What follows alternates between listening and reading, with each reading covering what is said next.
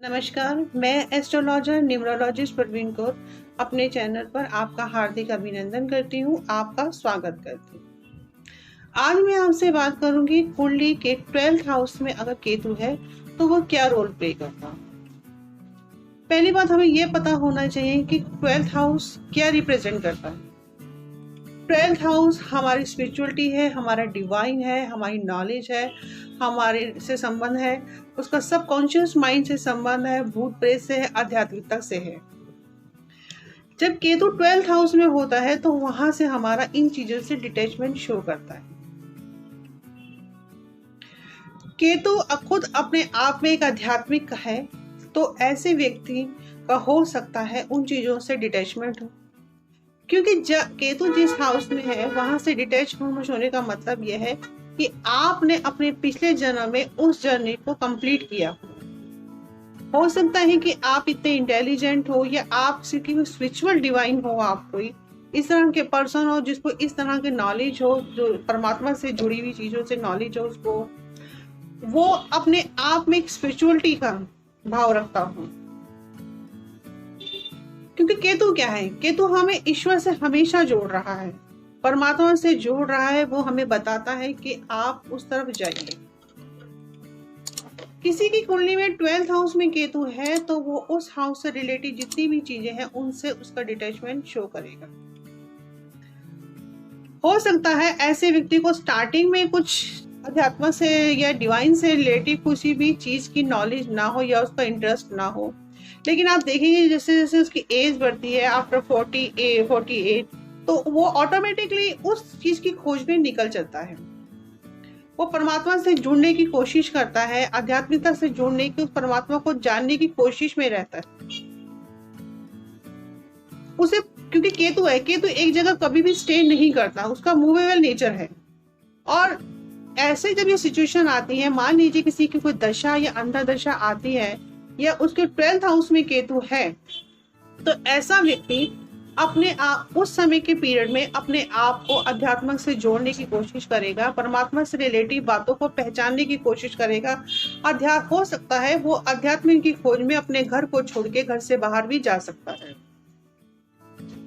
अब केतु देखता है 4th हाउस, 12th हाउस में बैठ के केतु 4th हाउस को देख रहा है। अब 4th हाउस क्या है? 4th हाउस हमारा घर का सुख है, हमारी माँ का घर है और हमारा होम टाउन भी शो करता है। तो हो सकता है ऐसे व्यक्ति को अपनी माँ से कोई खास अटैचमेंट ना हो, अपने होम टाउन से ना हो, घर के सुख में उसका कोई इंटरेस्ट ना हो, घर गृहस्थी में उसका इंटरेस्ट ना हो। ऐसे व्यक्ति हो सकता है कि अपने घर के सुख के लिए अपने उस समय अध्यात्म की खोज के लिए घर से निकल जाए जब उसका वो टाइम पीरियड आए। या हो सकता है कि वो ईश्वर की खोज में निरंतर पर भगवान के सिमरन में, भजन कीर्तन में अपना टाइम स्पेंड करता हो। उसके घर में क्या हो रहा है, क्या नहीं हो रहा, इन चीजों से कोई इंटरेस्ट नहीं होता। उसके बाद केतु 6th हाउस को देखो। 6th हाउस क्या है? 6th हाउस आपकी कुंडली का क्या है, कौन सा शो प्ले करता है? 6th आपका सर्वेंट का है, डिवोर्स का है, कंपटीशन का है, क्राइम है, वहां से फाइट है, मिनिस्ट्री है, सर्विस से है। तो हो सकता है कि वहां पे बैठा राहु अपने आप को इन चीजों में इन्वॉल्व करे, क्योंकि चीटिंग का काम भी हो रहा है वहां से। और ऐसे में आप वहां राहु बैठा हुआ अपनी हर इन चीजों में इंटरेस्ट लेगा, क्योंकि मैंने पहले भी बोला है कि केतु आपका पास्ट है, राहु आपका प्रेजेंट है। तो केतु जहां पर है तो आप उस भाव से रिलेटिव जो भी काम है आपका वहां से डिटैचमेंट हो रहा है, और राहु जहां पे है वहां पे उसका इंटरेस्ट एक्टिवेट हो रहा है।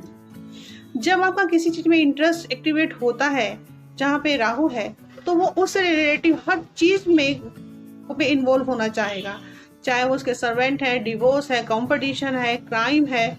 तो वो जो उसकी लाइफ में पीरियड अराउंड होगा तो वो उसमें इन्वॉल्व होगा जरूर। उसके बाद हम 8th हाउस पे देखते हैं। केतु जब 8th हाउस को देखता है तो 8th हाउस क्या है हमारा? 8th हाउस हमारा क्या है? हमारी एज के बारे में शो करता है, ऊपर साइंस के बारे में बताता था, हमारी पावर के बारे में शो करता है, नॉलेज के बारे में शो करता है, डेथ के बारे में, हमारा ससुराल भी है। वहां से हमारी डीप नॉलेज भी शो करता है। हो सकता है क्योंकि वो आपका ससुराल भी है और आपके लाइफ पार्टनर का धन भी है। तो हो सकता है ऐसा व्यक्ति अपने लाइफ पार्टनर के धन पे इतना इंटरेस्ट ना देता हो कि वो क्या कर रहे, अगर उसकी लाइफ पार्टनर जॉब करती हो तो उसका कोई इंटरेस्ट ना हो। और हो सकता है कि ऐसा पर्सन अपनी लाइफ में अपने लाइफ पार्टनर की चीजों पे ना एक्टिवेट होता हो, ससुराल के धन पे उसका कोई इंटरेस्ट ना हो, ससुराल वालों में उसका कोई इंटरेस्ट ना हो। केतु का काम क्या है? वहां से डिटैचमेंट, जहां जहां उसका एक्सेप्ट करता है उसकी वहां पर उसका डिटैचमेंट शो होता है। और जब आप किसी चीज से डिटैच हो जाते हैं तो कहां से जुड़ते हैं आप? ईश्वर की तरफ। तो वो ऐसे लोगों की लाइफ स्टाइल वहां से स्टार्ट हो जाता है डिवाइन की तरफ, स्पिरिचुअलिटी की तरफ। केतु अपने आप में अध्यात्म है, तो ऐसे लोग अध्यात्म की खोज में घर से निरंतर, मोस्टली क्या होता है, कई बार आपने देखा होगा कि बड़े बड़े संत हैं, तो सिद्धार्थ जी भी हैं, तो वो भी, महात्मा बुद्ध भी ज्ञान की खोज में घर से निकल पड़े थे। क्योंकि अध्यात्म क्या है? अध्यात्म आपका स्पिरिचुअलिटी का level is the count is very difficult. आप वहां पे काउंट नहीं कर सकते कि आपकी स्पिरिचुअलिटी का लेवल कितना बढ़ चुका है। क्योंकि जब आप ईश्वर में इंटरेस्ट लेना शुरू करते हैं, ईश्वर में अध्यात्म की तरफ जुड़ते हैं, तो आप हर संसारिक चीजों से डिटैचमेंट हो जाता है। क्योंकि उस समय आप केवल एक डिवाइन सोल को, आप डिवाइन एनर्जी को फील करते हैं। आपने देखा है कि जैसे संत लोग होते हैं, क्या करते हैं वो लोग, उनका संसारी चीजों में, मोह माया में कोई इंटरेस्ट नहीं होता कि संसार में क्या हो रहा है, कोई क्या खा रहा है, क्या पहन रहा है, कोई मतलब नहीं है। वो सिर्फ, आपने जैसे कई बार देखा भी होगा कि ये जो आइस्कॉन वाले हैं, उनका क्या है, वो जब ईश्वर की आराधना में जुड़ते हैं तो वो ऐसे मगन हो जाते हैं कि उन्हें खुद नहीं पता कि वो क्या बोल रहे हैं, क्या सिमरन में लीन हो जाते हैं। कि जैसे हम मेडिटेशंस करते हैं, तो मेडिटेशन में क्या होता है कि हम अपनी सोल को परमात्मा से जोड़ रहे हैं। और जब हमारी सोल, हम डिवाइन से किसी चीज से जुड़ते हैं, तो हम निरंतर अपने माइंड को पीसफुली फील करते हैं, अपने आसपास के एटमॉस्फेयर को फील करते हैं कि कितना पीसफुली है। हमें एक अंदर से एक पॉजिटिव एनर्जीज मिलती है। तो केतु का काम भी यही है, वो वहाँ 12th हाउस में बैठ के वहाँ की चीजों से डिटैचमेंट दिखा रहा है, 4th हाउस की चीजों से डिटैचमेंट शो कर रहा है, और 6th हाउस में राहु है, तो इसलिए वहां पर उसका फोकस नहीं बैठ पाता।